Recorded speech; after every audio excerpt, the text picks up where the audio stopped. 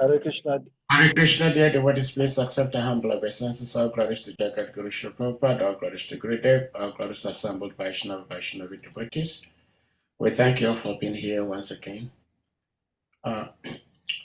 We have His Grace SALIKA Prabhu who will be speaking to us from the Srimad Bhagavatam. So, Prabhuji, we may put the verse on the screen and you may start speaking. Yes, go ahead, Prabhuji.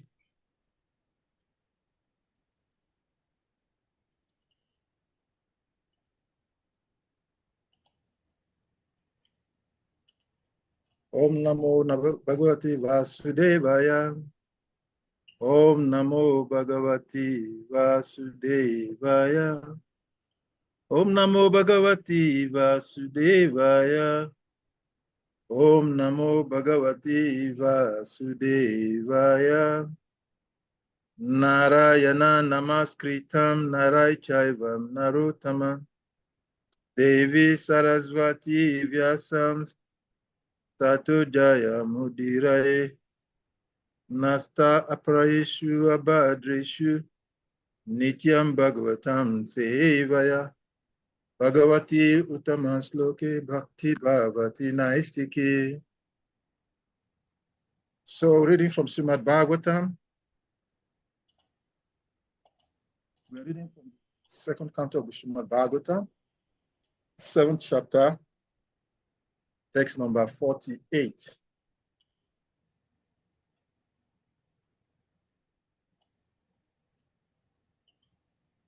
Sanskrit text reads thus. Sadriyan niryam yam yatato yana prtaha hitim. Jayu swarad iva ninanam. Kanitra imdiriyai.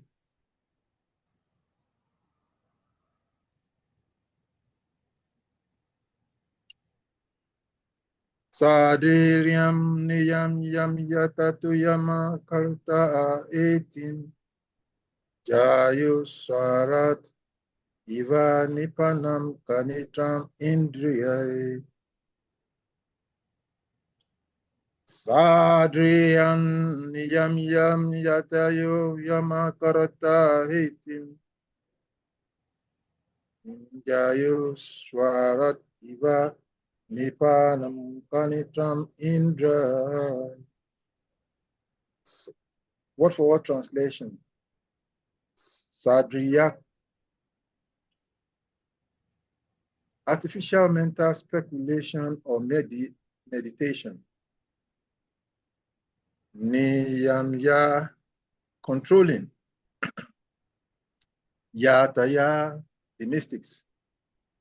Yama karta etim, the process of spiritual culture. Jayo, are giving up. Swarat, fully independent. Eva, as. Niripanam, well. Kanetram, trouble for digging. Indra, the controlling demigod, supplying rains. Translation, purport by Divine Grace, Labai Charanaravinda Sibak Udenta Swami. Patita Pavan Jaga Guru Sivya Doshla Prabhu Pariki Jai. In such a transcendental state, there is no need of artificial control of the mind. Mental speculation on meditation as performed by the Gyanis and Yogis. One gives up such processes as the heavenly king Indra forgoes the trouble to dig a well. Interesting. Purport by Srila Prabhupada. A poor man in want of water digs a well and undertakes the trouble of digging similarly. Those who are poor in transcendental realization speculate on the mind or meditate by controlling the senses. But they do not know that such control of the senses and achievement of spiritual perfection are simultaneously made possible as soon as one is factually engaged in the transcendental loving service of the Lord, the Supreme Person, the personality of Godhead. It is for this reason that the great liberated souls also desire to be associated in hearing and chanting the activities of the Lord. The example of Indra is very appropriate in this connection. King Indra of heaven is the controlling deity or demigod for arranging clouds and supplying rains in the universe. And as such, he does not have to take the trouble to dig a well for his personal water supply. For him, digging a well for a water supply is simply ludicrous. Similarly, those who are factually engaged in the loving service of the Lord have attained the ultimate goal of life. And for them, there is no need of mental speculation to find out the true nature of God or his activities. Nor do such devotees have to meditate upon the imaginary or real identity of the Lord, because they are factually engaged in the transcendental loving service of the Lord. The Lord's pure devotees have already achieved the result of mental speculation and meditation. The real perfection of life is therefore to be engaged in the transcendental loving service of the Lord. Hare Krishna. Magyanam timirandasya, Gyanam shalakaya, Shaksho militam yena tasmai Shri Gurave Namah. Sri Chaitanya Manobhistam Stapitam Jena Bhutale.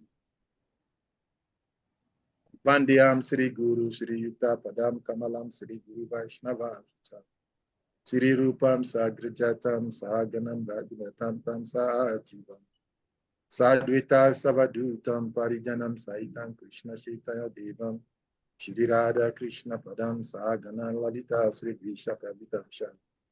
He Krishna Karuna Shindu Dino Bandhu Jagapati Gopisha Gopika Kanta Shri Radha Kanta Namaustute Tapta Kanchana Gorangera Devinda Vaneshwari Vishabhanu Sutederi Pranamami Hari Priye Vancha Karpataru Vyascha Kripa Sundhuvyas Evascha Patitanam Pavjoshnebhyo Vaishnavebhyo Namo Namah. Mukankaroti Vachalam Pangam Lagayate Giri Yakripat Ambande Shri Guru Dinatarinam Nama Om Vishnu Padaya Krishna Pestaya Bhutale Srimate Bhakti Vedanta Swami Itinamine Namaste Saraswati Deve Gauravani Pracharini Nirvishesha Shniyavadi Pasatyadi Satarine Jai Sri Krishna Chaitanya Prabhu Nityananda Shri Advaita Gadadara Sivasadi Shri Gora Bhaktavinda Hare Krishna Krishna Krishna Hare Hare Hare Rama Rama Hare Hare Hare Krishna Krishna Krishna Hare Hare Hare Rama Rama Hare Hare Hare Krishna Krishna Hare Hare Hare Rama Rama Hare Hare Hare Krishna. So we read the text once again.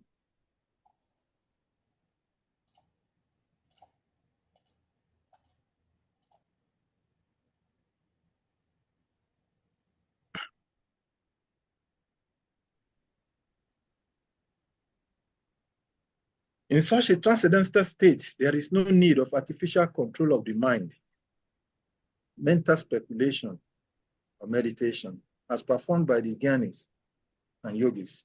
One gives up such processes as the heavenly king Indra forgets the trouble to dig a well. Hare Krishna. So, dear devotees, please accept my respectful obeisances once again. We offer respectful obeisances unto the Supreme Personality of God, as Narayan, to Narayan, Narayan Rishi, the supremest human being, of yesterday, the author of Srimad Bhagavatam,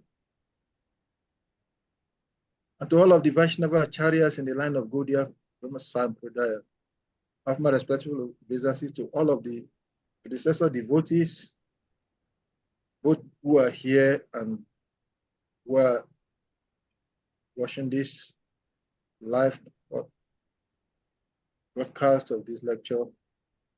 I offer my respectful obeisances to all of the devotees generally. I pray that by your mercy, I will be able to render this service. This text we're reading this evening in my local time is an interesting one that's, that synchronizes what I'm trying to do at the moment. This is the glories of bhakti, or devotional service. The verse we're reading is a continuation of Lord Brahma discussing with his son, Muni, and is describing here the glories of bhakti.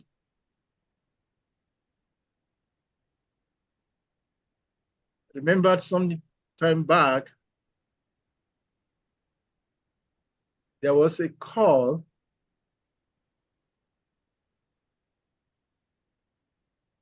for a lecture to be given by one of the international organizations we're working with. And initially the program was canceled, but then later it resuscitated, and then I'm talking about UWPL. It's a United Nations affiliated organization. And initially they have invited a Christian, a Muslim, that are a Krishna devotee. So I was supposed to be representing the International Society for Krishna Consciousness movement. So in less than 24 hours, so they had to quickly arrange this lecture. And we were supposed to be discussing about very interesting subject matter, peace and war as it relates to our various religious background.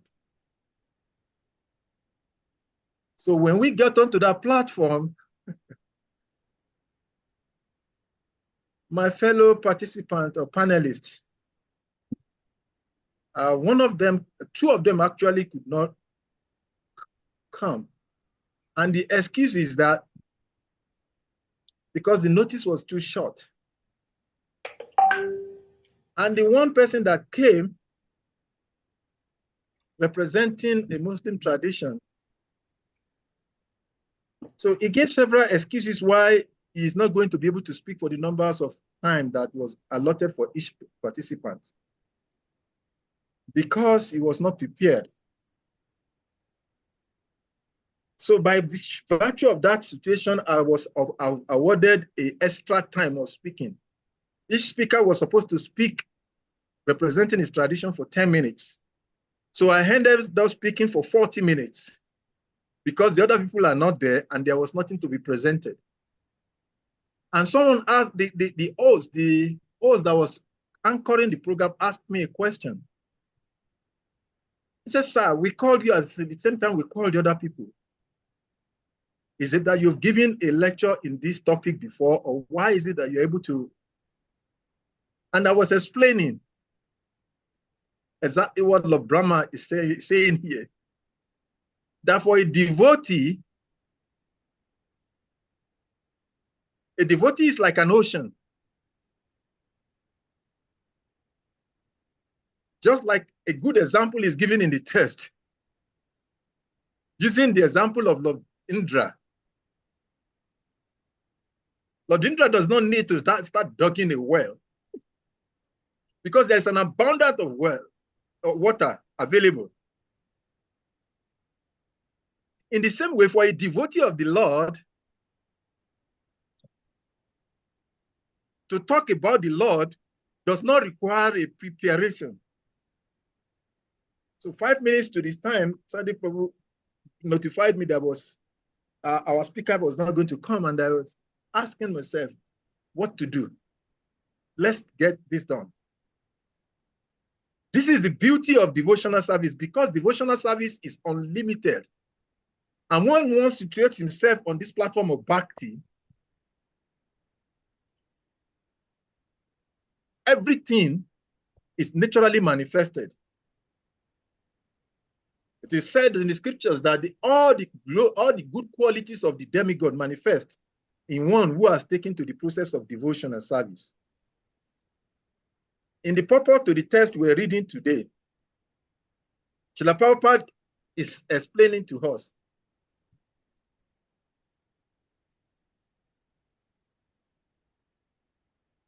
he gave an analogy. If a poor man is in want of water, digs a well and undertakes the trouble of digging. Similarly, those who are poor in transcendental realization speculate on the mind or meditate by controlling the senses. This is the limitation of one who is not situated in the boat of bhakti. For one who is situated on the boat of bhakti, is a limitless ocean. Mukankaroti vachanam pangam lagayati girin. Yatkipar aham vande. Sri Guru Dinat Harina.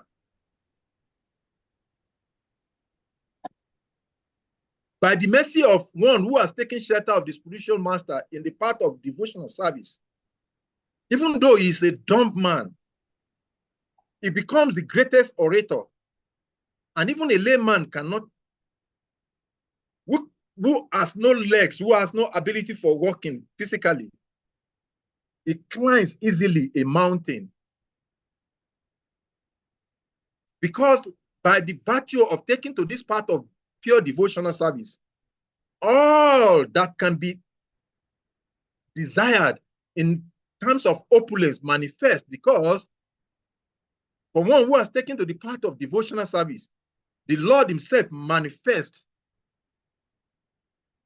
in the life of such a person. And that which is seemingly impossible becomes possible by virtue of the presence of the Lord, because the Supreme Personality of Godhead, Krishna, who is full in 6 opulences, is never lacking in any circumstances. There is nothing like past, present, or future in the existence of the Supreme Personality of Godhead. He is ever present. And that is why it's described as omnipotent, omnipresent. Because there is never, the Lord is ever fresh. And those who engage in the post of in the path of devotional service, they develop naturally these qualities of the Lord. That is the greatness of devotees.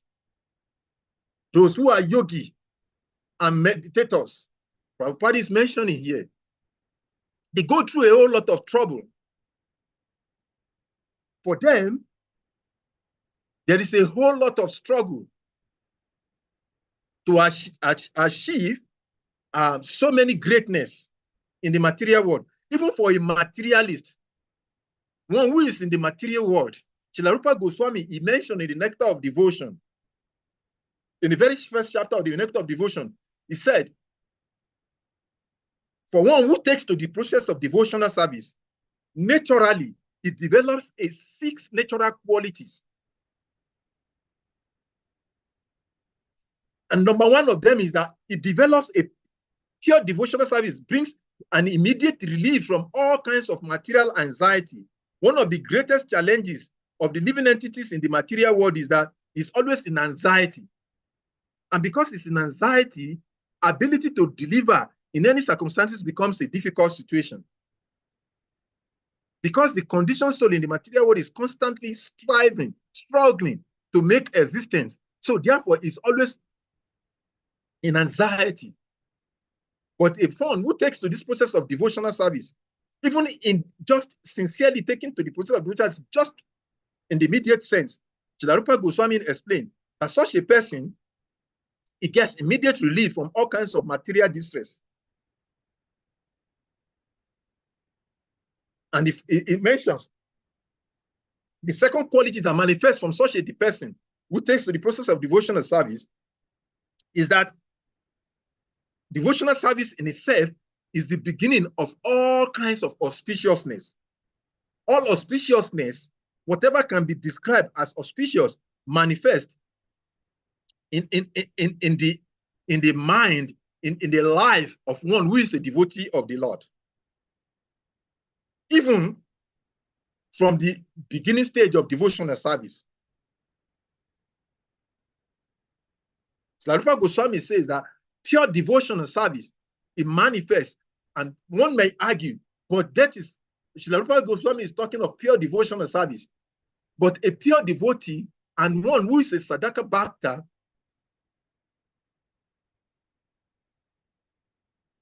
have a unique common trait, because when one takes to the process of devotional service sincerely, devotional service in the beginning, the middle, and the end, or at the highest stage of devotional service, have the same common qualities.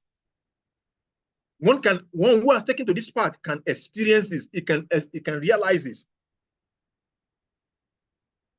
When one takes to the pure devotional service of the Supreme Personality of Godhead, why is it pure, even from the very beginning? Because one who develops that quality, the only quality that is required for one to, in the process of devotional service, is that sincerity of purpose.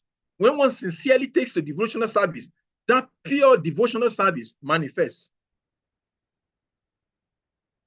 Sometimes ago, I was asking my spiritual master, Srila Bhakti Maharaj, I said, like Gurudev, I had one experience. When I joined the movement, every other day, I will see you in my dreams. When devotees are playing in the kirtan room, in the temple room, when the kirtan is going on, sometimes I see that devotees' legs are not touching the ground. It's as if they are levitating, their legs are not touching the earth. I said, but then Gurudev, in recent times, I no longer can see that experience. And Srila Gurudev laughed. He looked at me and laughed again and again and again. And I said, I was quiet because I could not question his laughter. Then after laughing for some moment, then he told me, he said, when you came to devotional service, you were coming into devotional service with your heart open. But as you come into devotional service, which is the nature of the conditioned soul, you start getting familiarized with the situation. And therefore, your attention in process of devotional service is losing it. And to the degree it's losing it, that is the experience you are manifesting. So if you want to taste, if you want to experience those time back, then you have to go back to the consciousness in which you joined the devotional service. Because when these characteristics of pure devotional service are described, sometimes one person argues, but this is referring to pure devotional service. A pure devotee and the one who takes to the process of devotional service have almost a similar experience, same experience. The difference between a sadhaka and a pure devotee is that the devotee in the sadhaka stage has a break at different stages. But one who has attained the pure state of bhakti, his devotional experience, his devotional ecstasy is consistent, and that is just the difference. But for one who sincerely takes to the process of bhakti, these qualities as enumerated by Srila Rupa Goswami manifest in his life. And it does not need, and we all can attest to this, when we join devotional service, nothing was important to us. We were absorbed in devotional service, and nothing has any value in our lives. So Srila Rupa Goswami said that the beginning of all auspiciousness is taken to the process of pure devotional service. He further states that pure devotional service peace a devotee in a transcendental pleasure. We all can relate to this pleasure. When we take to devotional service in the beginning stage of our devotional life, even the separation from our family, from our material, whatever we have as possession, does not really matter to us. This is the symptoms of pure devotional service as described by Srila Rupa Goswami. The reason why we no longer feel that is as a result of the accumulated distractions that we have as a result of familiarization with pure devotional service. And Srila Rupa Goswami said that pure devotional service is really achieved. So this pure devotional service that is described here by Brahma in this text is given as explained in the text we're reading. The symptoms of pure devotional service that, unlike the yogis or the meditators or the karma yogis, who has to struggle to endeavor to achieve anything meaningful, a devotee in the process of devotional service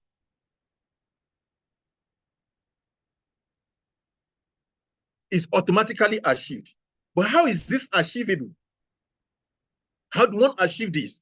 Srila Prabhupada mentioned very significantly in the purport. He said, it is for this reason that the great liberated souls also desire to be associated in hearing and chanting the activities of the Lord. This is the symptoms of pure devotional service. This is how devotional service is derived. In the association, we all have a practical experience. What one associates with, if one sits by the side of a fire, after some moment, his body becomes hot, even when he's not inside the fire. When one finds himself in a very cold environment, after some moments of long stay in there, those of us who are in the West can relate to this. We are in the winter period, and the Western world has given so much facilities for warming oneself.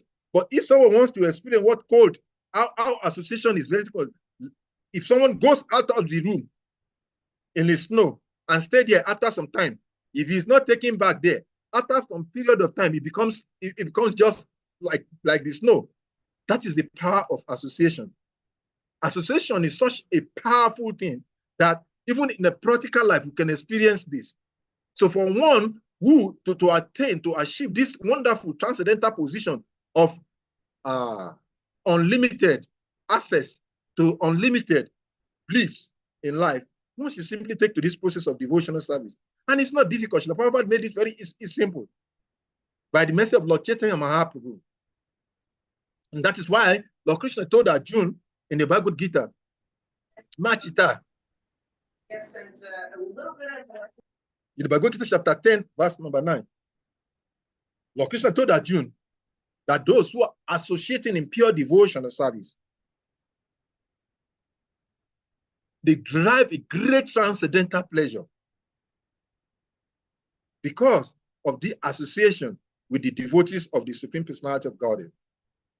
So Prabhupada is explaining that the example of Indra is very appropriate in the connection because Indra, okay. Similarly, those who are factually engaged in the loving service of the Lord have attained the ultimate goal of life. This is very significant. This is very instructive. So Prabhupada said, therefore, similarly, those who have factually engaged in the loving service of the Lord have attained the ultimate goal of life. And for them, there is no need of mental speculation to find out the true nature of God, because God is ultimately present in their lives. Thank you very much for bringing it up. Automatically, so the statement of Srila Rupa Goswami is confirmed here by Srila Prabhupada. Those who are factually engaged in the loving service of the Lord. Prabhupada did not say there that those who have become pure devotees, but those who are factually engaged. The word factual is very significant. Those who are factually there refers to one who are sincerely, not hypocrites. If one sincerely, that is, if one has sincerely taken to this process, even if he knows nothing, if he has no any qualification, even if he has no pre-qualification of any sort, but by sincerely engaging in the process of devotional service, or Prabhupada explains here, just by that factual engagement in the process of devotional service, he automatically has attained the goal. And Srila Rupa Goswami confirmed this in the 11th canto of the Srimad Bhagavatam. He uses the word Nirinitam, that one who has taken to this process of devotional service, although he is separated by time from the kingdom of God, from the abode of the Supreme Personality of Godhead, but his situation of attainment of the Supreme Personality of Godhead and his abode is already achievable. It's just a time that is separating such a person from that. So therefore, devotional service, as described in this text, is such a glorious activity. And sometimes devotees are attracted to the rules and regulations. This verse speaks to such mind-led devotees. Yes, rules and regulations are very important in the part of devotional service. It is not that one should not follow regulative principles, but regulative principles become a normal life for one who has taken to the process of devotional service factually. One does not strive to abstain from a particular process of or rules or regulation when one takes to the process of devotional service. Why? Because those qualities naturally manifest. In the Bhagavad Gita, when Lord Krishna was telling Arjuna the qualities of knowledge, those who have acquired knowledge, and it mentions in that Bhagavad Gita chapter 8, 13, verse 8 to yes, I think chapter 13, text number 8. So if you can bring that verse up. In chapter 13, sorry, from text 8, I think that text is about 12 verses or 10 verses put together by Srila Prabhupada.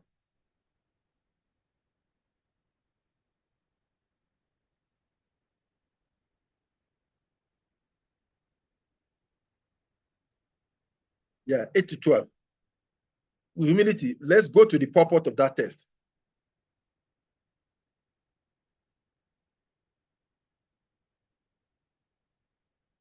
Thank you. Yeah, from the beginning. Let's read from the beginning. The process of knowledge is sometimes misunderstood by less intelligent men as being the interactions of the field of activities. But actually, this is the real process of knowledge. If one accepts this process, then the possibility of approaching the absolute truth exists. This is not the interaction of the 24 elements as described before. So the Prabhupada is explaining here, just like it is mentioned in the text we are reading here. It is said that, but actually, this is the real process of knowledge.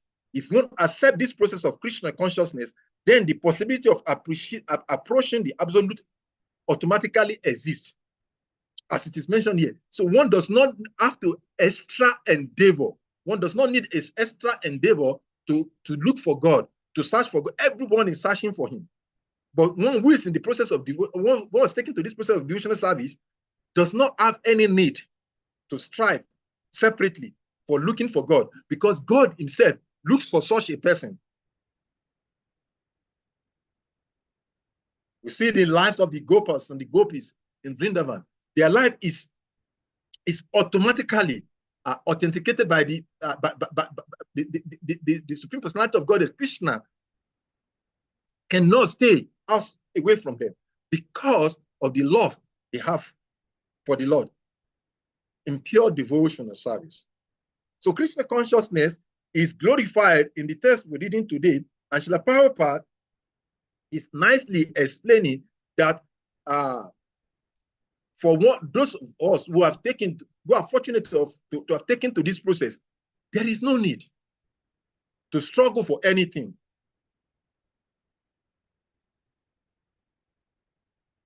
After that, nor do such devotees have to meditate upon the imaginary or real identity of the Lord, because they are factually engaged in the, that's why Prabhupada uses the word factually twice in that purpose. So, because they are factually engaged in the transcendental loving service of the Lord, the Lord's pure devotees have already achieved the result of mental speculation and meditation. The real perfection of life is therefore to be engaged in the transcendental loving service of the Supreme Personality of Godhead. This is devotional service. This is pure devotional life. So Lord Krishna told Arjuna in the Bhagavad Gita chapter 18, thank you, in the Bhagavad Gita chapter 18, text number 58, when Lord Krishna was summarizing the whole of the teachings of to Arjuna, what is the difficulties of Arjuna? Arjuna was confused was perplexed about his duty. We all have several duties to perform in life. So this process, Lord Krishna told Arjuna in chapter 18, text number 58, Lord Krishna told Arjuna, Machita Sarva Durgani.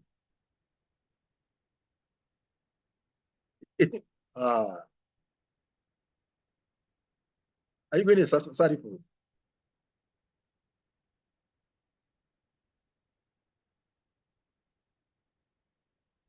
Thank you. Machita Sarva Durgani. Mat Prasadat Tarisyasi. Attache Twam Ahankaram. Na Sosyasi. Vinaxiasi. Let's go to the purport. Okay, let's read the translation first for record purpose. So it is said, if one becomes conscious of me, you will pass over all the obstacles of conditioned life by my grace. If, however, you do not walk in such a consciousness, but act through false ego, but not hearing me, you will be lost. Let's go to the purport. The purport says something very beautiful in the purport. Yeah, let's read carefully. It said, a person in full Krishna consciousness is not unduly anxious about executing the duties of his existence. A devotee does not have the need to struggle. It is according to the Manusmriti, the law for mankind. There are so many duties that are lined up for one who has taken this body. But here, Prabhupada is explaining based on this the statement of Lord Krishna, for one who is embodied, for one who is in this material body, who takes to the full process of Krishna consciousness, it does not unduly, just like example given in the text we are reading, just like Indra does not have to take the ludicrous labor of trying to dig a well. Prabhupada is saying here, one does not have to unduly be anxious about executing the duties of his existence, whatever those duties might be, whether one is a Kshatriya, one is a Vaishya, one is a Shudra, one is a Brahmana, whatever duty, a devotee, one who is taken to the process of devotional service, it does not have to strenuously endeavor for anything, because everything comes naturally for him who has taken to this process of devotional service. Whatever duty a devotee has to perform in whatever circumstances automatically is taken care of. It does not have to worry for anything. Why? Because the Lord comes through the process, the devotee. And Prabhupada against what I explained, that the foolish cannot understand this great freedom from all anxiety. For one who acts in Krishna consciousness, Lord Krishna becomes the most intimate friend. He always looks after his friend's comfort, and he gives himself to his friend, who is so devotedly engaged in working 24 hours a day to please the Lord. Therefore, no one should be carried away by the false ego of the bodily concept of life. One should not falsely think himself independent of the laws of material nature or free to act in any way. Thank you very much. So in devotional service, this is the potency, this is the glories of devotional service. Devotional service is so powerful that one becomes the greatest of the greatest just simply by taking to this process of devotional service. And it's very difficult. It's very simple. There is no difficulty in the path of devotional service, because one who takes to this process of devotional service, his life is blissful. Why? Because that which an ordinary person labors to achieve, it automatically comes to such a person naturally.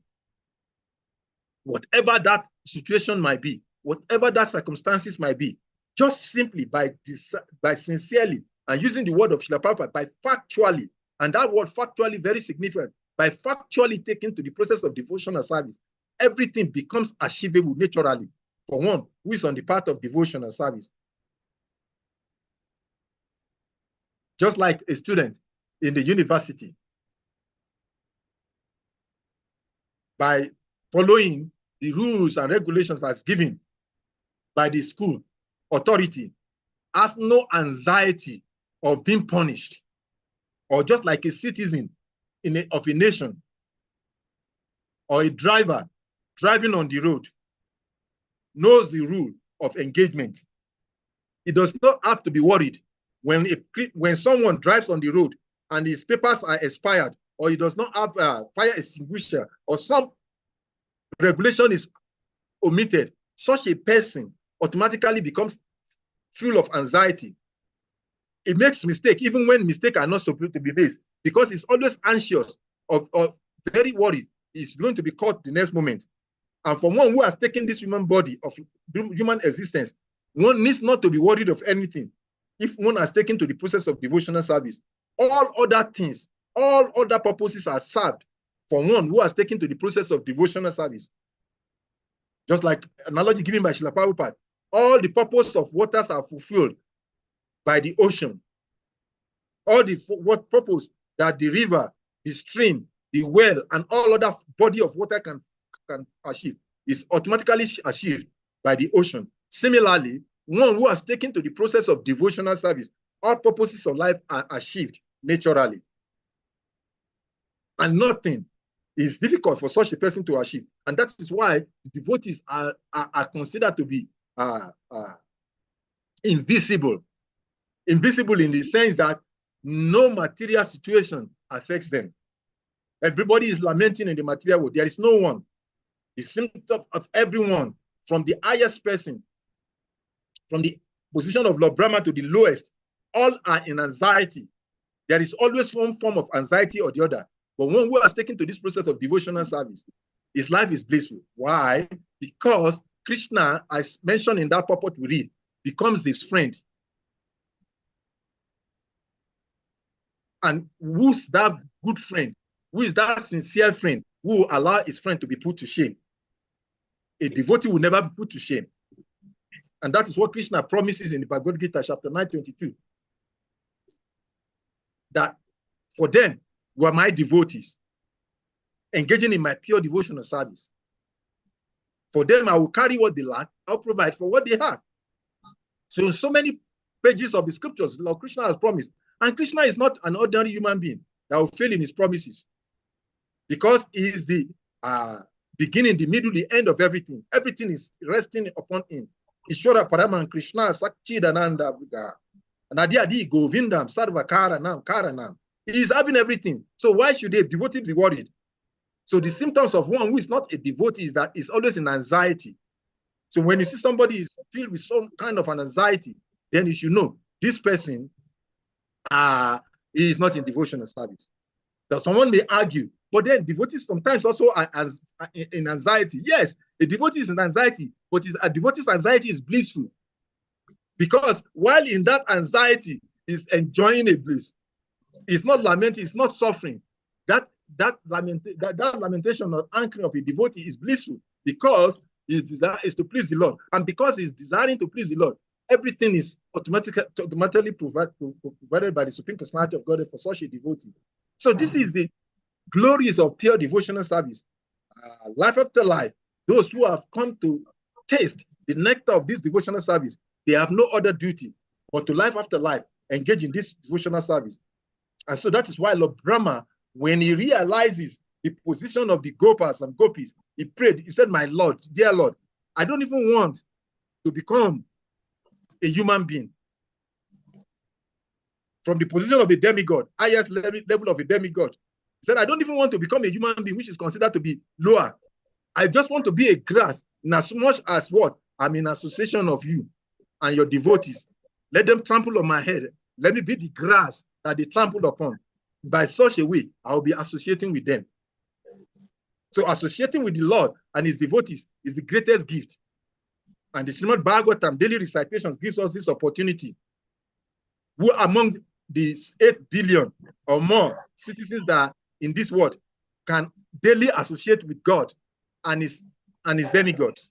But that is what devotional service afforded me, both you and I. Every day, Narada Muni is visiting my house. Lord Brahma is visiting my house. Lord Shiva is in my house.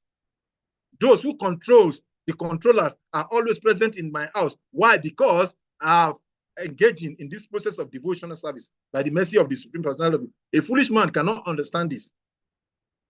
And this is the power, that is the potency of the pure devotional service. So dear devotees, if one is still doubting, then let him think twice, because there is no other. Like my Christian brothers will say, there is no other way. There is no other way. There is no other way. But yes, no other way. The only way is what? God consciousness, Krishna consciousness, which Lord Chaitanya Mahaprabhu has graciously given to us in this process of devotional service by the simple process of Harai Nam, Eva Kevalam, Kalau Nasti, Eva Nasti Gati Anjata, by chanting the holy name of the Lord, Hare Krishna, Krishna, Krishna, Hari Hari, Hari Ram, Ram, Hari Hari. What can be more beautiful than this? So therefore, dear devotees, let us embrace wholeheartedly this process of devotional service and see all anxieties of material life dissolved in our physical presence. Hare Krishna. So I'll stop here so that we have devotees to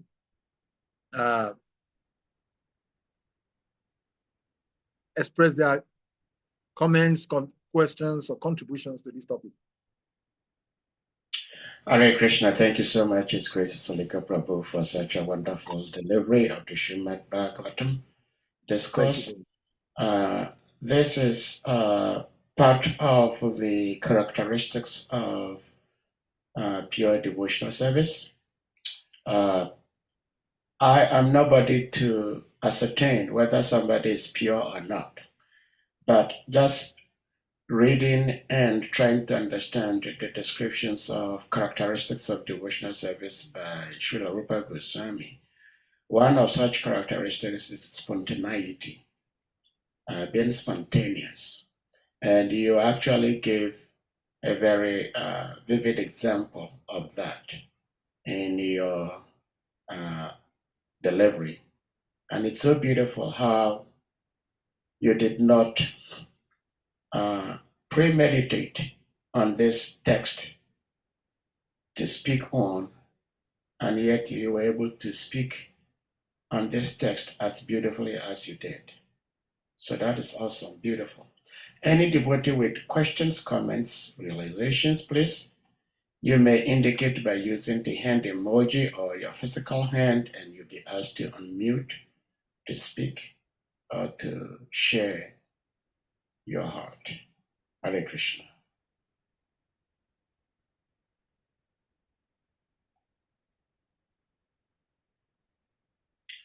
Sri Salika Prabhu, you talked about the ocean and different bodies of waters, like the lakes, the streams, the rivulets, the rivers. The purposes of all these different bodies of water, excuse me, in these different types of sources of water is served by the ocean. Now, of course, that's what the scriptures say, so you're not concocting anything from anywhere. But I would like you to throw a bit more light on that, expand on it as to why the scriptures say that. Because I remember some time ago in my village, there was a company, agricultural company, that used to cultivate banana. And they had to create a dam on a particular river in the village so that they can use the river to water the crops. Now they are able to use the water of the river to water the crops and for the crops to grow.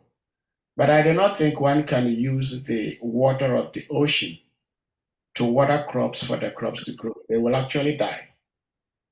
So if you may explain why the scriptures say that the purposes of all these rivers can be served just by just one body of the water, which is the ocean. What does the scripture try to tell us? Hare Krishna. Thank you very much, Sadi, for that beautiful question. Yeah. This is the unique difference between material knowledge and spiritual knowledge. Srila Prabhupada will always explain. In material calculations, 1 + 1 = 2. But in spirituality, 1 + 1 still is 1. There is no difference. When we analytically studied everything that is in existence, they have only one source. Aham sarva siya prabhava mata sarva prabhatate. Iti macho bajanti mambu de bhava samavita. Everything animate and inanimate is all emanating from me.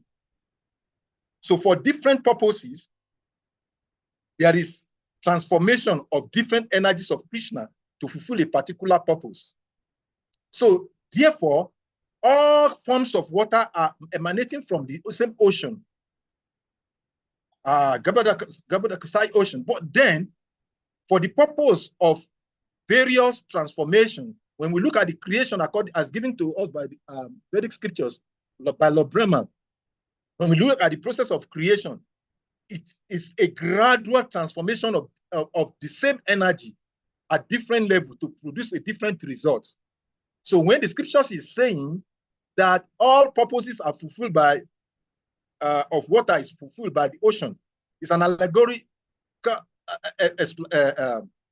explanation, but it emphasizes the fact that everything has origin from only one source.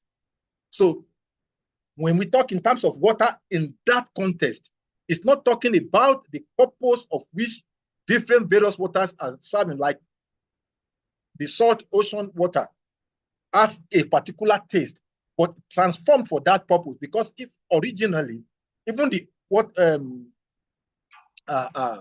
when we look at the creation in the small Bhagavatam, the third canto, where Lord Krishna Dev was teaching the process of creation, the creation is said that the first manifested is air, and from it all other things are manifesting. So the purpose that this is an analogy giving us an example in terms of quantity of water that can be derived from all these small various bodies of water can be derived from one body of water called ocean, because no matter how big that river or lakes are, they cannot be quantified with the ocean. So that is what that allegorical analogy is trying to make us understand. But in terms of the taste, it is interesting also because when you look at the Bhagavad Gita in chapter 7, text number 8, Krishna says, "I'm the taste of the water." And somebody will be asking, so there are different tastes of water as we experience in the material world.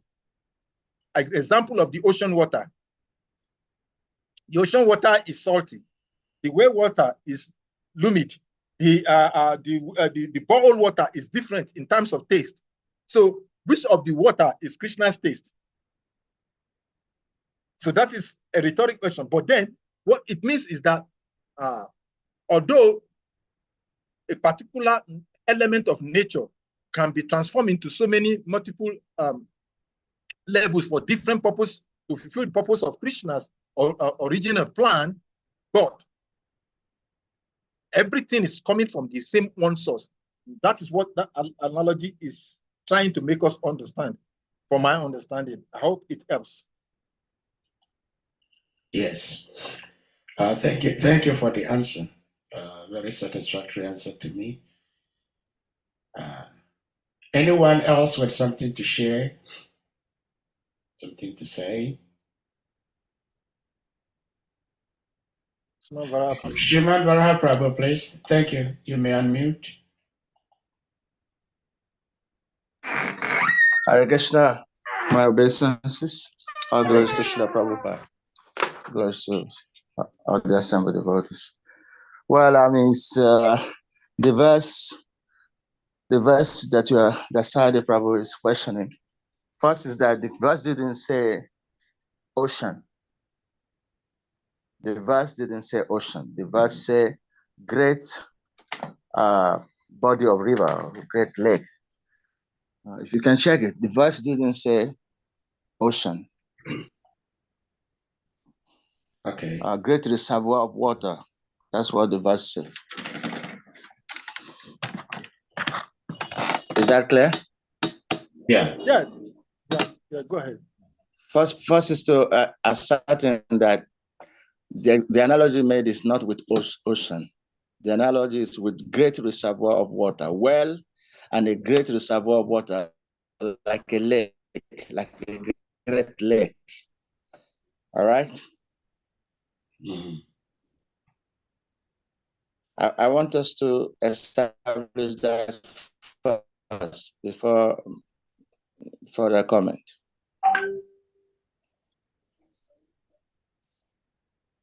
I'm not hearing anybody. Am I audible still? No, you are. You are audible. Yes, go ahead, Prabhuji. Just go ahead. Yeah.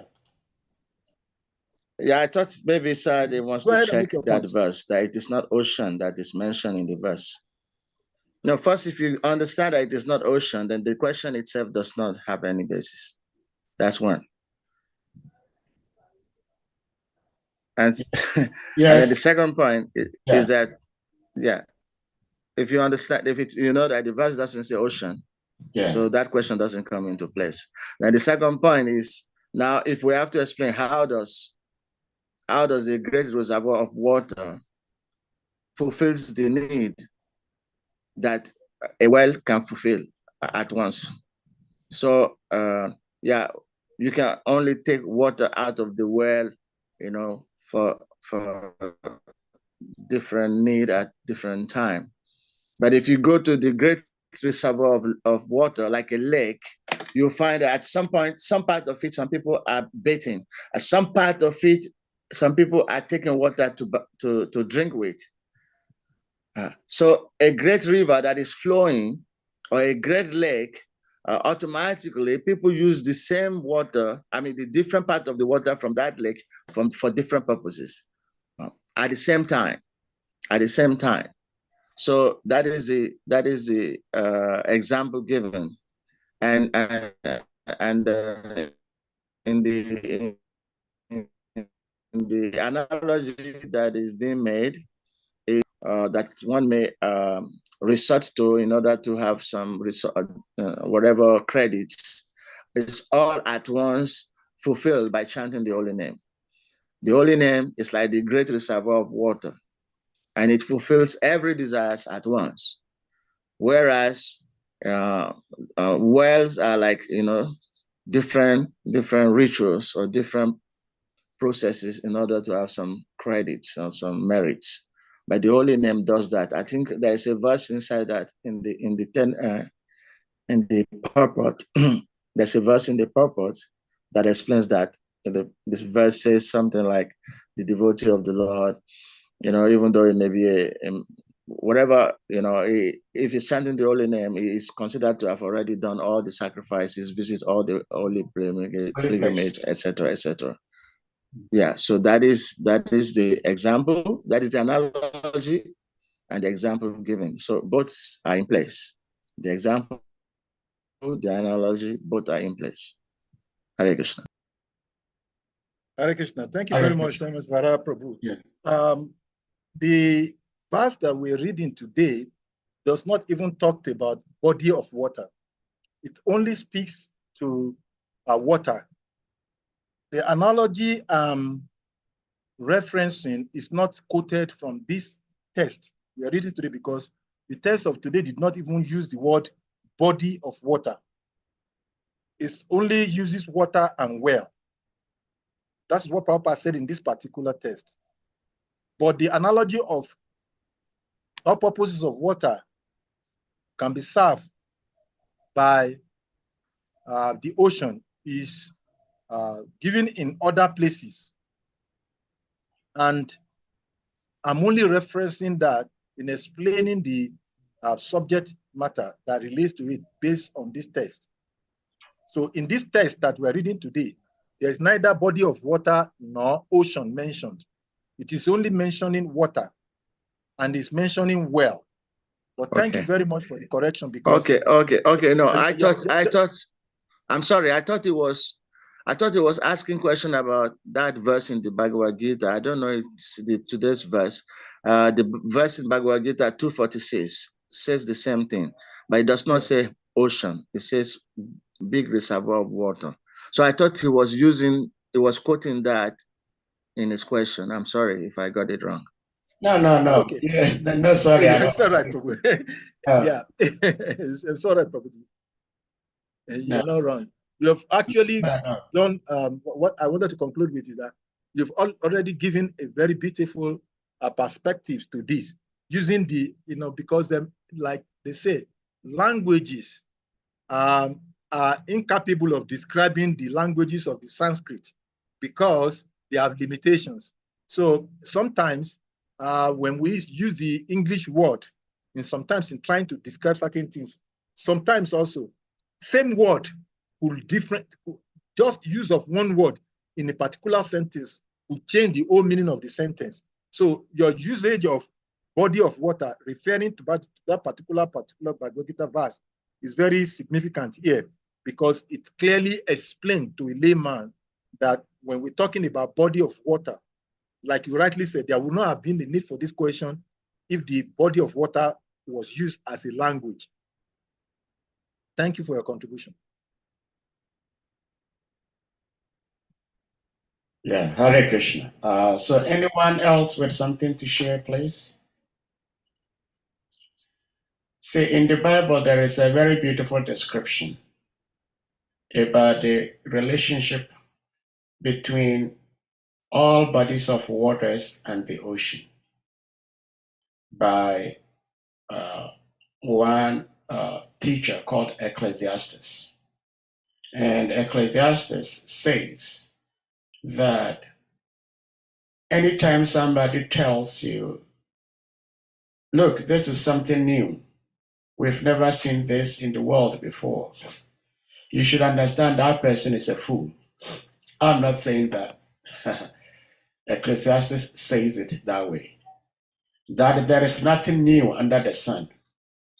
So he says that all rivers flow into the ocean, and yet the ocean is never full.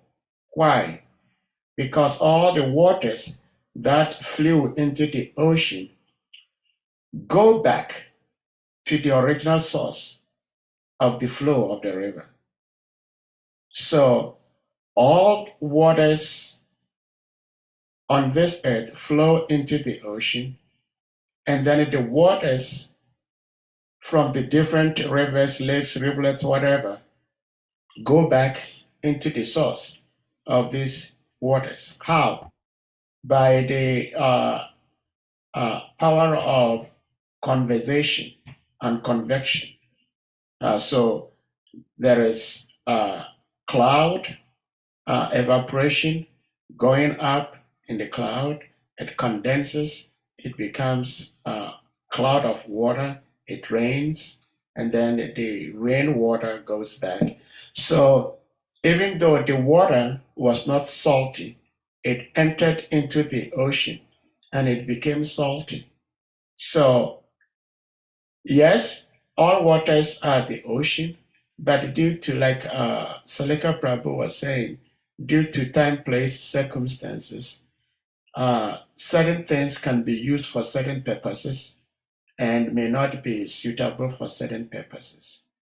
But the source is all one. We go to Tribhuvannath Prabhu, please, you may unmute.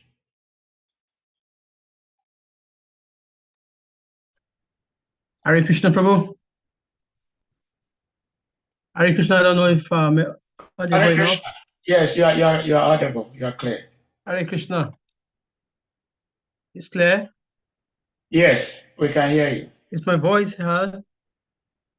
Yeah, we can Okay. hear you, Tribhuvannath. Thank Go you. ahead. So I was just wondering. Thank you. I said I was just wondering, hearing the conversation, hearing the beautiful class. So it makes me to wonder and ask this question. From a perspective of the scriptures, we know that water is material. So we see oftentimes this material thing is being used to describe spiritual things. So when we wonder, is there anything we can really, give up, or say we don't need this thing because we are so renounced?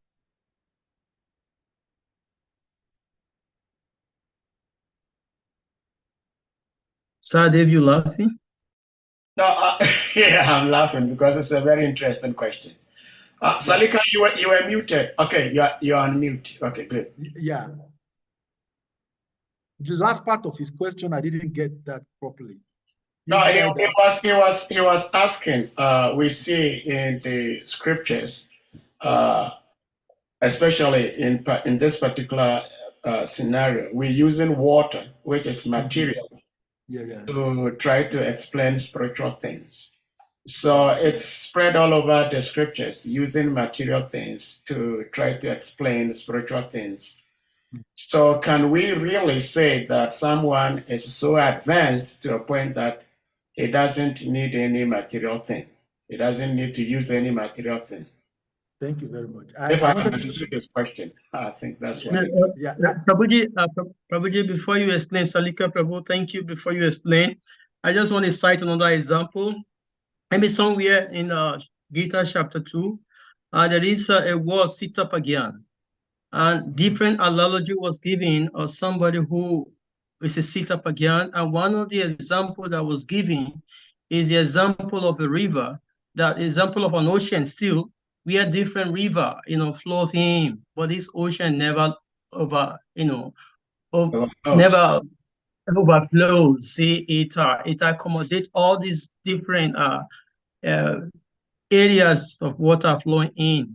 So they give idea of somebody who has this knowledge of Sita Pagyan. So these are different beautiful explanations using material to explain spiritual.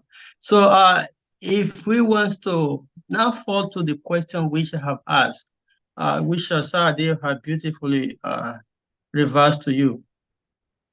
Thank you very much, Tribhuvan Prabhu. Thank you.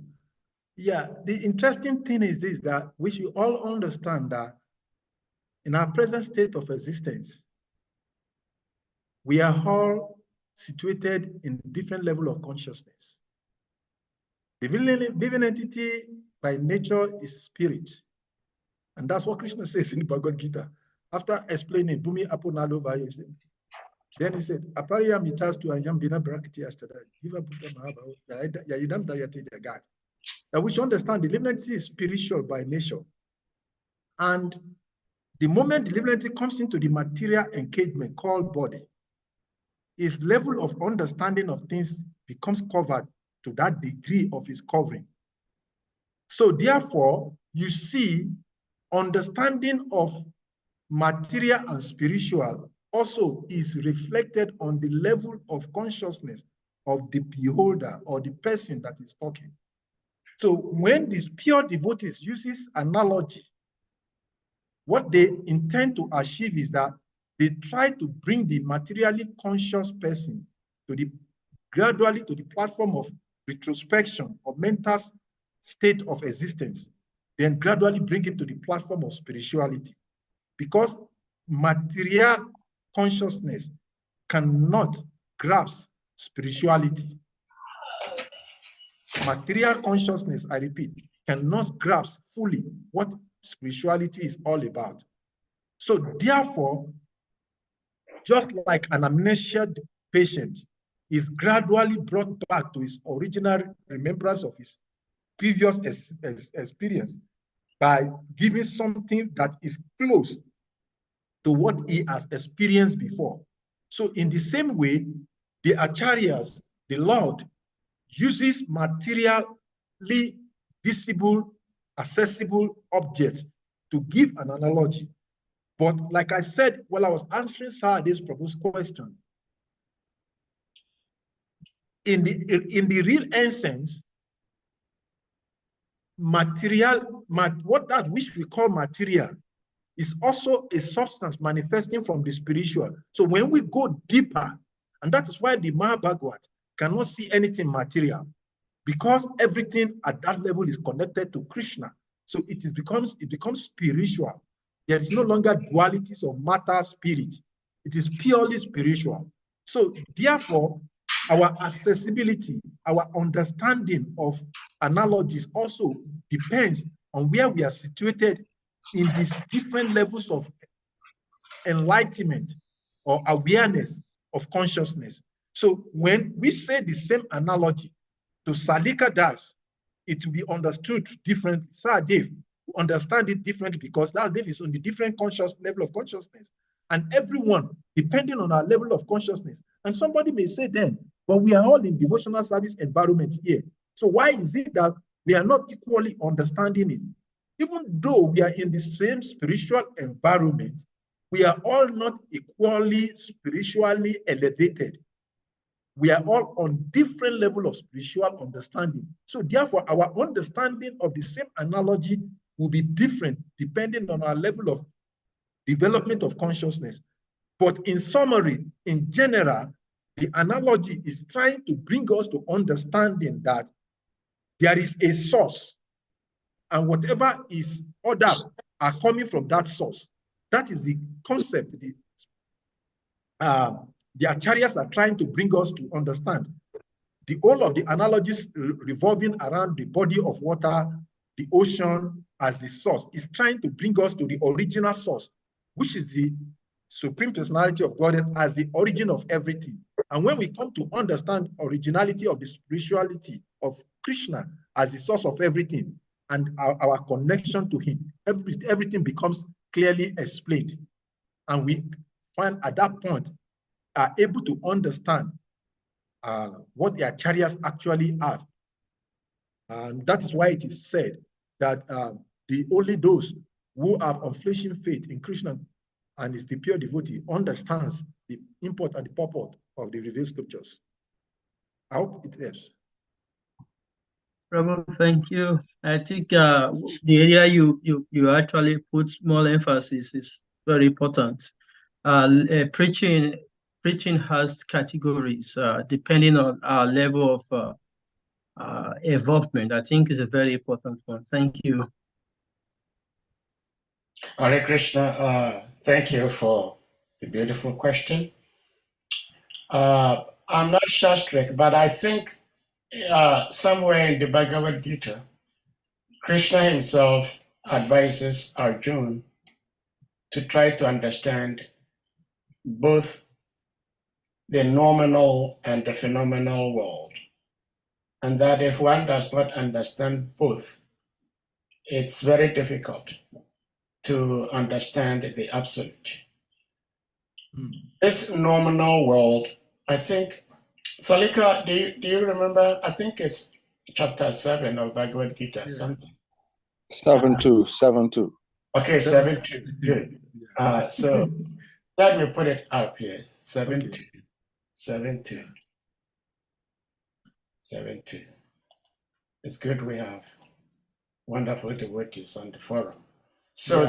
7.2 says, Jananam te hab se vijnanam idam vakshyami ashishataha yajatva uyo yaj yatavyam avashishyate. I shall now declare unto you in full this knowledge, both phenomenal and numinous.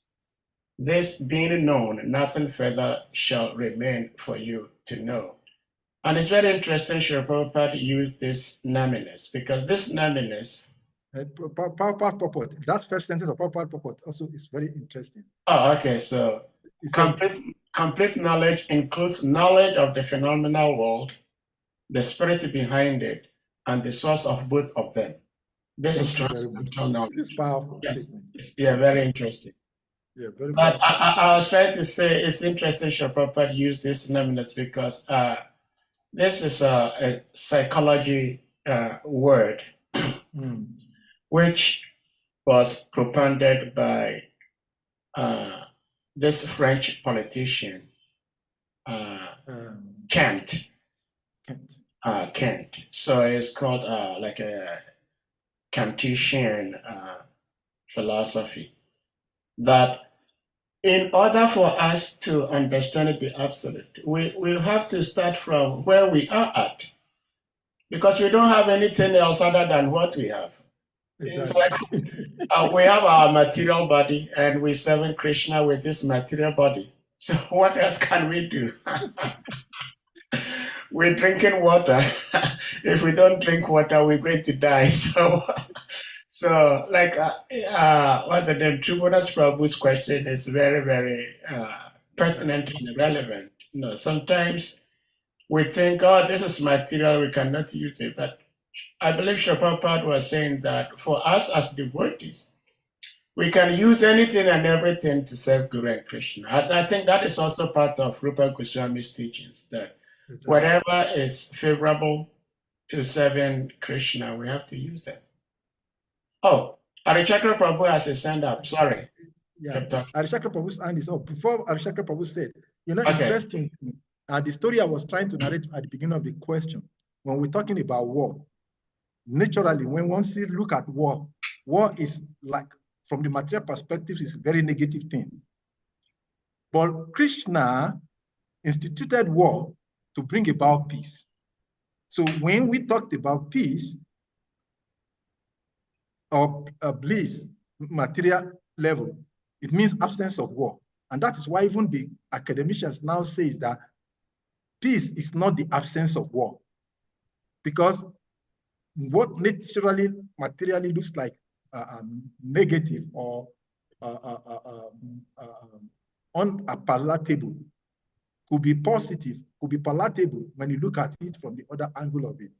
So, and there's a good example is that of a war, because Krishna has to institute the Battle of Kurukshetra to bring about peace. Well, thank you so much, Salika Prabhu. So, Harichakra Prabhu, please, you may go ahead and speak. Hare Krishna. Thank you very much, Salika Prabhu. Hare Krishna. And thank you to the assembled devotees. Yeah, and just a little bit comment on the tribunal question.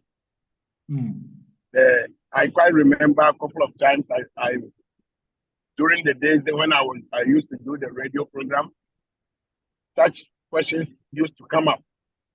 Where people ask us, why do we use material things to try to explain spirituality? And you have given the answer there, Salika Prabhu. You have dealt with it very, detailed. But the simple one I used to give people is like here. Now I'm in the US, and now I'm experiencing winter, cold. Yeah. So somebody in Ghana who does not know, who has never been to the US, and if he asks me how cold is the winter, and I want to explain the winter to the person in Ghana, there is nothing in Ghana that I can use to bring his attention to even give him an idea about how the cold is.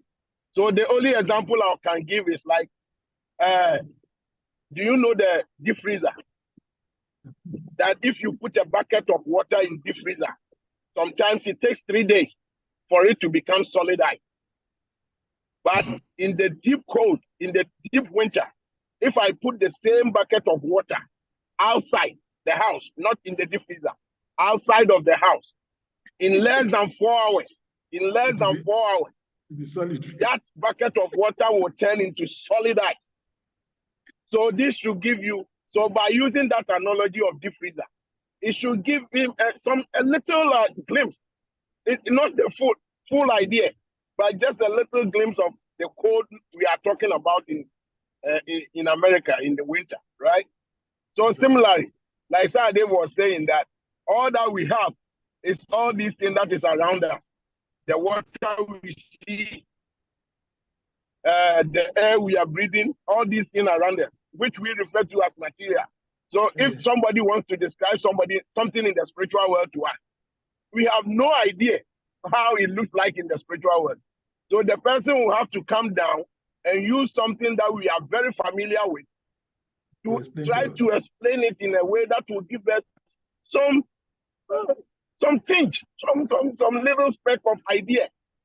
Actually, it will not give us any deeper idea about what he's trying to say, but it will give us some pinch of an idea that, oh, okay, maybe. So that's how it is. In my little view, that is how I see it. We always have to use something like in Nigeria. The first time I went to Nigeria, and I saw that bridge to Lagos City. You see that long bridge? Yes, Third Mainland Bridge. And when I came back to Ghana and I was trying to explain the length of that bridge to somebody in Ghana. What in Ghana was I supposed to be able to use to explain that bridge? So I just make a reference to the Adomi Bridge. The Adomi Bridge is like about one tenth of the bridge that I saw. So I said, oh, you see the Adomi Bridge? It's like Adomi Bridge when you multiply it by 10. That will explain that bridge I'm talking about in Lagos. So that I guess that is how the Achayes sometimes they will have to use something that we are familiar with to try to give us an idea about the real thing. Yeah. Exactly. Hare Krishna. Thank you so much, Hare Krishna Prabhu, for that beautiful contributions. And Yeah, Suman Vara Prabhu quoted a very beautiful verse also from the Bible, from the book of Romans.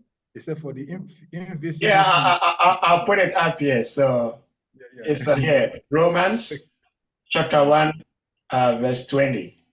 Yeah. Very interesting. Yeah, it says, "For the invisible things of him from the creation of the world are clearly seen, being understood by the things that are made, even his eternal power and Godhead, so that they are without excuse." Thank you for sharing that, Suman Vara. This is my first time seeing the word Godhead in the Bible. I never paid attention to that. Godhead is there. Yeah, it's my first just time. I was sharing with a Christian brother just a few days back. What is the quotation? Romans 1:20. 1:20. Romans chapter 1, verse 20. Yeah. Okay. Yeah. So I was sharing with a very non-Christian brother, and so he came with this passionate, Jesus is the only Son of God. So I said, okay, let's go to your Bible. I allowed him to finish all of the answers. I said, let's go to the Bible. I said, look, open your book of Psalms. And I said, open 82, and let's read 5 and 6. So when he read, I said, you read it, I'm not going to read. You have, I said, whichever version of the Bible you have, read it to get you there. Because one of the verses that has a uniform translation in all the various versions of the Bible. So he read it. And it explains how we are all sons of God. So when I said that, he said, you know, I've never read this portion of the Bible all my life. I said, yes. When Jesus is said to be the Son of God, it is qualitatively used. Yes, he's a Son of God, but the quality of the sonship of Jesus Christ is different. But in real essence, we are all sons of God. So, beautiful verse. Thank you very much, I think Tribhuvan Prabhu's hand is still up. Yeah, Tribhuvan, please unmute and go ahead. Yes, I want to say thank you to Hare Chakra Prabhu. His comment falls in line with what Salika Prabhu emphasized, different levels of consciousness in times of speaking about the Shastra, and also that is actually one sense of what commentary means. Acharya giving from different perspectives to actually open up what a particular sloka is all about. Just like what he has given, in one sense, is more like a commentary into what was being deliberated upon. Thank you. Hare Krishna. Thank you. Anyone else with something to share? All right, Thakur Murari, Hare Krishna, please unmute.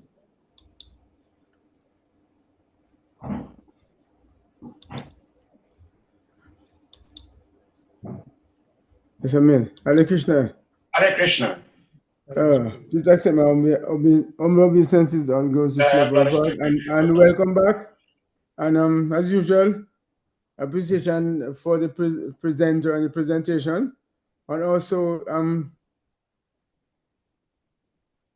I'm not sure I can express this enough, the body of the Sangha, in the sense that not many persons are sitting, discussing this topmost information. So, as usual, thanks for the presenter and the presentation and the other persons on the Sangha.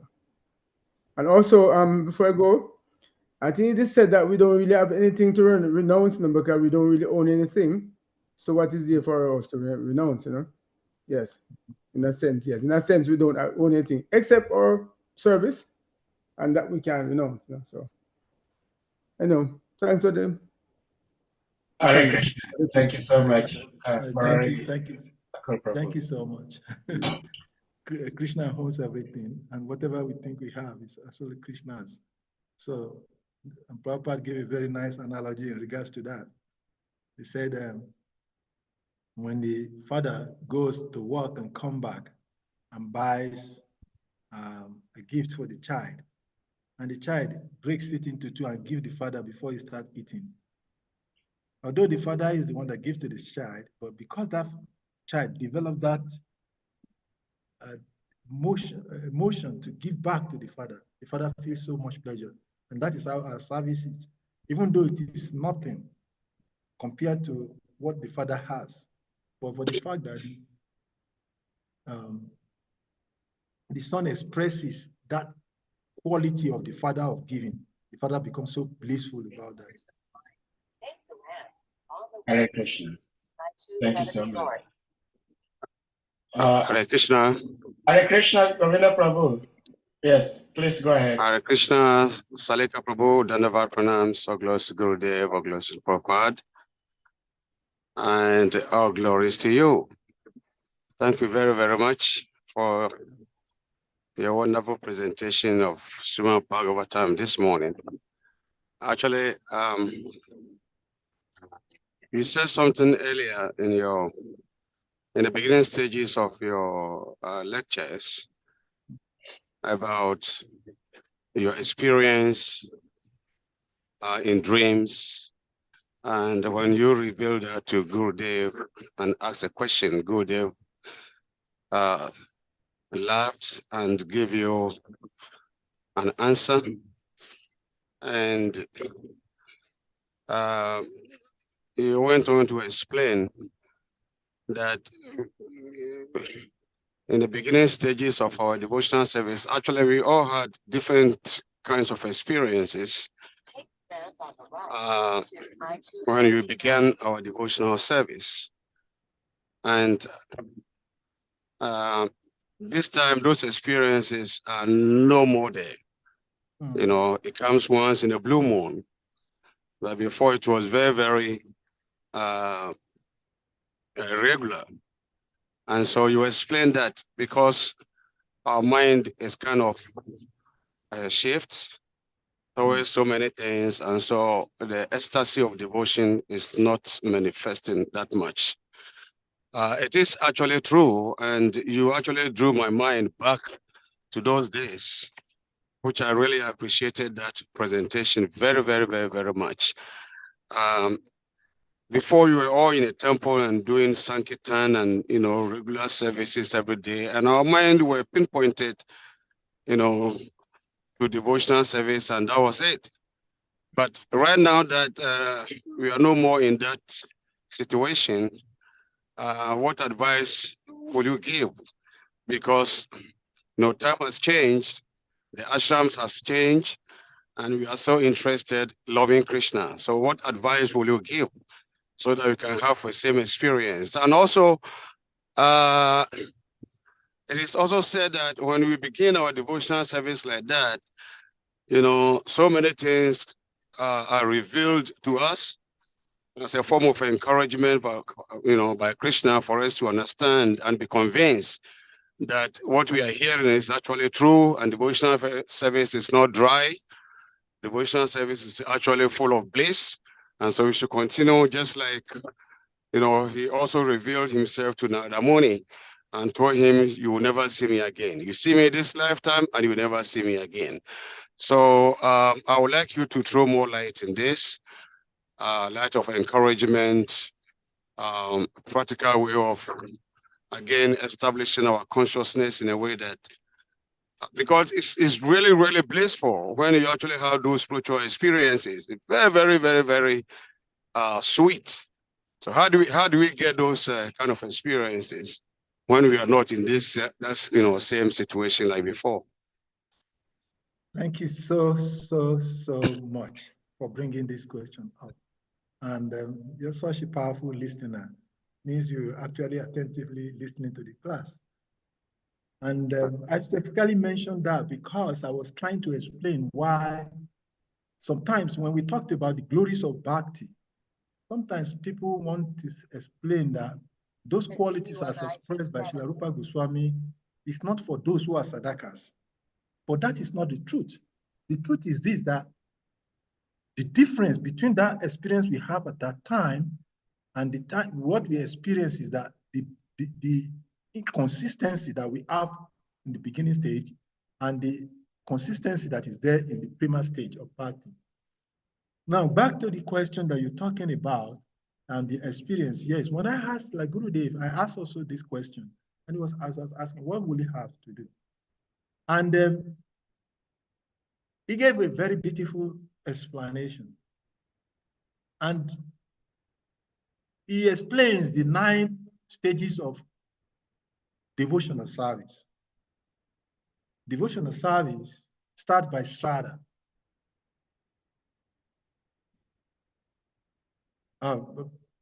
Some kind of faith is the beginning.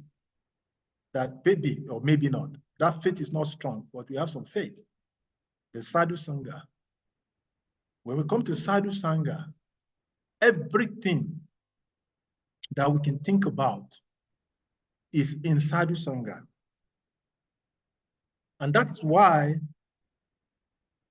in the beginning and at the topmost level of bhakti, Sadhu Sangha is highly emphasized. Because in the beginning stage, one of the reasons I was emphasizing that story was because of the word used in this purport of this text by Srila Prabhupada. Prabhupada uses similar word like about 3 to 4 times in the purport of the text we're reading today, factually. When we engage factually, the difference between our experience when we join devotional service and now is that we are engaging in devotional service. We have no knowledge of nothing, like the gopis of Vrindavan. We have no knowledge of not rules or regulations. We have no knowledge of nothing. We just get attracted to the process by dint of the purity of the pure devotee. As Lord Chaitanya Prabhu himself emphasized, Brahmananda Brahmite Konya Bhagavan Jiva, when his soul becomes fortunate, it gets the association of the Vaishnava. Narada Muni also had the same experience. So when that fortune brings us to the assembly, to the association of pure devotees, that pure devotion manifests in our heart. Now, to sustain it, we need the watering process. That watering process is what makes the difference between then and now. Our taste for hearing, our taste for following is impeded presently by the so many conditions that we have found ourselves in. For an example, I'll give a practical example. There was a lecture Gurudev gave, the importance of Mangala Arti. And he was emphasizing in that lecture how just by attending Mangalati daily, one's devotional service is sustained. So in the beginning stage of devotional service, we don't have anything at the back of our mind. We just want to do everything. But when we come, as we go in devotional service, so many things are coming. And that is why it's said that knowledge in the beginning of knowledge acquisition is a distraction. And that is why you see so many academicians, they cannot take to devotional service because the more you seem to know, the more distracted you are from Krishna. And the more you don't seem to know, the more you are closer to Krishna. And that is why the highest bhaktas or bhaktis of Krishna are the gopis, because their knowledge of the supremacy of Krishna is not there. They have no conception of Krishna being God. They just love him just like that. And that was what we have in the beginning of our devotional service. And that is what we need to get right now, to come back to that state. But how do we get that? Sadhu Sangha, only by association. Because, excuse me, naturally, these things, by knowledge, by meditation, by all the processes that are lined up in the strict process of sadhana, we cannot get it.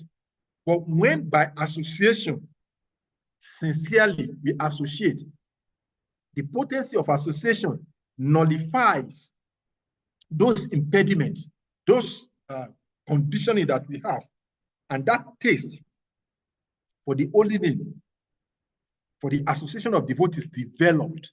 And that's why it is lamentable.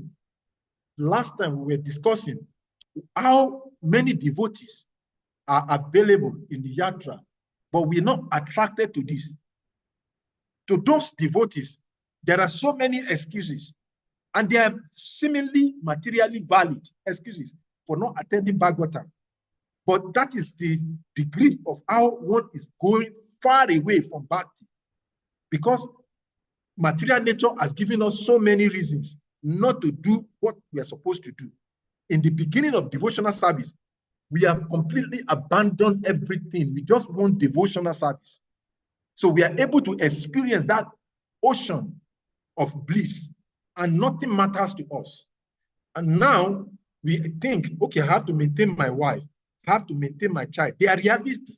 They are realistic situations that we have to face, which are conditioned due to our past or present situation has put us in. But to regain back that complete freedom from the engagement of conditional life, all that we need is the association of devotees. And that is why Shrilarupa Sukadev Goswami said, Nasta aprayesu abadresu, Nityam Bhagavatam Sevaya, Bhagavati Uttamanslu Bhavati. By our endeavor, we cannot remove the conditioning that we have put ourselves in. One can argue give so many arguments why we decided to come into the conditioning, even after tasting that, because we have a backlog of carried over from our previous life. So it is not accidental. I'll share another narration of stories with you. When I came to devotional service, I was strongly averse to marital life. I was trying to escape from married life. And then when I met my Srila Gurudev, I was asking him a question. I said, Srila Gurudev. Then he told me, he said, look, he said, who has told you that married life is a distraction or impediment to the path of bhakti? I said, but then the reality is that even the scripture says it, that married life draws you away. It reduces your taste for bhakti. He said, but based on your previous life activities, you have incurred some level of karma. How to go through that to get to freedom, because you cannot avoid it. So you have to go through them. But going through them under the guidance of the spiritual master saves you and brings you back to that state where you want to be. So what I'm trying to say, to sum up, answer to your question is that how do we get back that experience?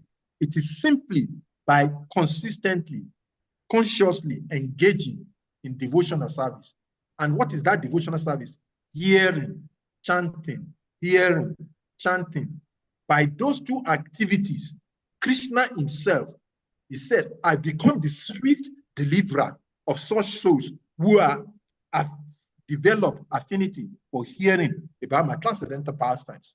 So Krishna himself will remove those conditioning that is blocking us now. So the solution is more hearing, more hearing. And as we do more of hearing, we'll be able to do more of chanting. As we're doing more of chanting, those things, by the time they disappear, we will not know it. Just like when we came into devotional service, we did not by effort drop all of those things. It is not by our effort. It is just because we develop some kind of taste. That taste will come back by the process of association with the devotees, the scriptures, and the chanting. Hare Krishna. I hope that helps a little. Yeah, Hare Krishna. SALIKA Prabhu, thank you very much. Prabhu, please add a contribution. Please go ahead. I want to say Salika Prabhu, thank you. And Arishakra Prabhu, thank you. Govinda Prabhu, thank you. I want to say this, you know, both of you are very instrumental to the West African Yatra.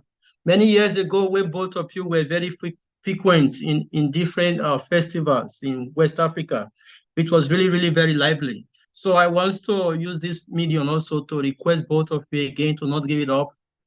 We are all part of that zone. We have to see what we have to do to see that the liveliness that we feel towards years ago, it's reversed again.